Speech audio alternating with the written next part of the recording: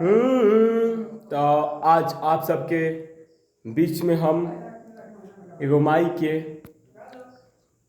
बारे में कुछ गावत तनी और माई कितना बेटा खातिर करेली का करेली तो आप सबके बीच में सुनावत तनी है भैया। अगर अच्छा लगी तो कमेंट करम जा और कोशिश करत तनी ऐसे हम सिंगर तना हनी ठीक। कि माई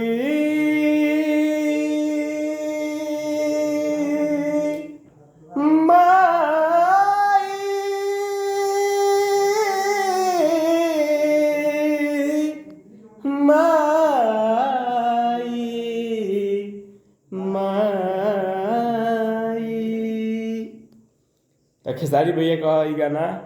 और ये जौन अलाप हो नीलकमल भैया के तो गाना बा मुक्तक बा कुछ कि नौवे महीना जे अपन कोखे में राखे ओकरा जियला खातिर केतना देवी देवता भाखे उहमा तारी के करजा के चुका न पाई वेद पुराण बखान करेला भगवान से पहिले ही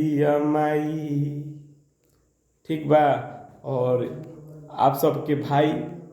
बंगाल टाइगर जहाँ भी जाला तो अभी हम तो सिंगिंग वाला प्रोग्राम देले नहीं खी बाकी ई गाना जरूर बजाई ना एक्टिंग करी ना सबसे पहले ई माई के ओकर बाद कौनो गाना ठीक है साइड सॉन्ग चाहे कुछ भी पहले माई के तो देखी जा और नीलकमल भैया के गाना गा देते हैं साथ में। कि अचरा छोड़ा के चल कहाँ दिहले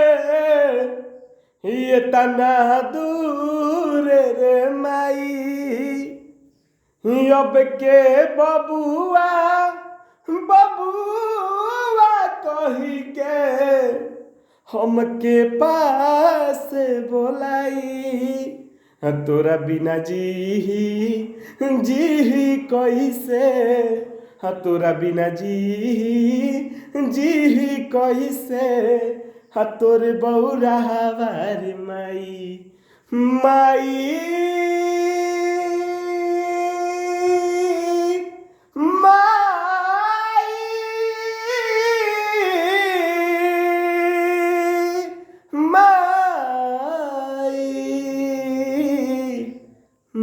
माई तो कैसा लागल है भैया आप सब कमेंट करी जा। जय हो।